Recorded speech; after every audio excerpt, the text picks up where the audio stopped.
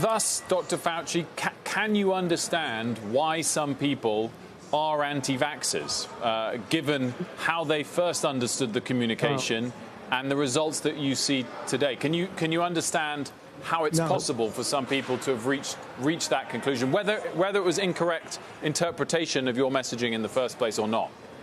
I would have to beg to differ with you. I believe when you look at the people who are anti-vax, they are fundamentally anti-vax, saying, I don't want anybody to tell me what I can do with my body. It is not because there's a difference between getting infected and getting symptoms. I'm very sorry, sir.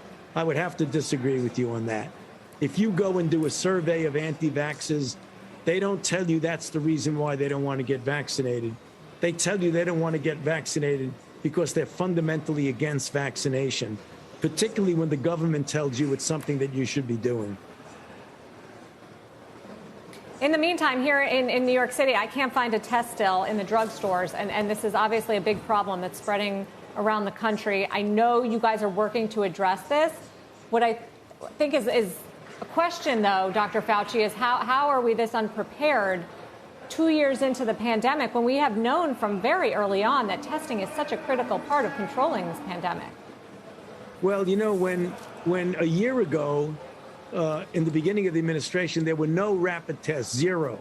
Now there are 8 and likely will be 9 and 10 soon. But your point is well taken. We have a rush now on tests that in some respects is a good thing because we want people to get tested. But you're right, we need to do better. It will get much, much better in January, where there will be 500 million tests available within the first couple of weeks in January, followed by the availability of 200 million to 500 million tests per month, together with about 10,000 testing centers, as well as the ability to go online, order a test, and have it be delivered to your home free. So right now, at this moment, we're not where we want to be, for sure, but this is going to change pretty quickly as we go into January. Also wanted to ask you about another key topic for business and the economy, getting it open and controlling the spread, which is this potential of a domestic travel vaccine mandate. It's something you've talked about. It was shot down a little bit by the CDC director recently. Where are you on recommending that to President Biden? Why wouldn't you recommend that at this point? Well, I think, why don't we get it straight? Nothing was said and nothing was shot down. Here's the situation.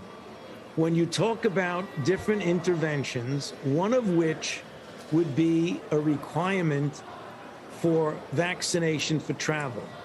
I had said, and I'll say it again to you for clarity, that that is something that is on the table that we consider.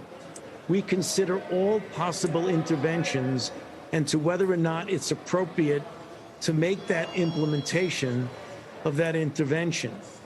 If things change and the situation changes that would warrant making requirement on a plane domestically being a requirement, and the data shows that that would be helpful, we would do it. Right now, the most important way to keep yourself safe on a plane is to wear a mask, which is actually a requirement on a plane. That's very different from a requirement internationally, where the fundamental reason for having people have a requirement for a vaccination when they want to enter the country is to keep out of the country infected people, particularly who might be bearing a new variant. So there really is a difference between international and domestic in the fundamental reason why you do or do not require a mask.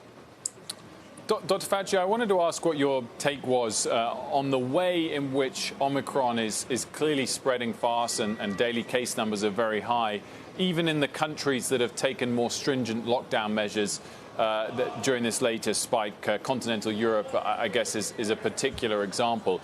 Does it make you reassess the effectiveness of lockdowns, stringent lockdowns, as a tool to contain not just this spike, but any potential future spike? Well, first of all, let's make it straight. We are not contemplating a lockdown. And I think when you look at countries that so-called lockdown, the lockdowns are not really complete. I don't know of any country right now that, unless there is, one or two exceptions, that are completely locked down. They're making restrictions greater, but not completely locking down. A new study, Dr. Fauci, out of South Africa indicated that Omicron could displace Delta and likely has immune protection or antibody protection against Delta. If that proves to be true, how likely is it that this surge that we are seeing right now of Omicron in the U.S. could ultimately result in the end of the pandemic? Well, I would hope that that's the case. There's no guarantee that that would happen. But if you have a very transmissible virus that replaces another virus, and that virus has less of a degree of severity, that would be a positive outcome. But you can never guarantee. This virus has fooled us before. Remember, we thought with the vaccines everything was going to be fine, and along came Delta, which threw a monkey wrench into everything. Then we were going along with Delta, and then we have a new variant of Omicron. So although we're pleased to see that the results from South Africa and now the UK and to some extent in our own country, that it appears to be less severe, and we would rather have a less severe situation than one in which there's a great degree of severity. What you say is possible that that would happen, but there's no guarantee that that would mean the end of a serious outbreak. I hope that's what's being foreshown now, right? That we're going to be seeing that. Me too. Yeah, hope so, but can't guarantee it. Any sense of when this is going to peak, this surge? It's tough to say. It certainly peaked pretty quickly in South Africa. It went up almost vertically and turned around very quickly. I would imagine, given the size of our country and the diversity of vaccination versus not vaccination, that it likely will be more than a couple of weeks, probably by the end of January, I would think.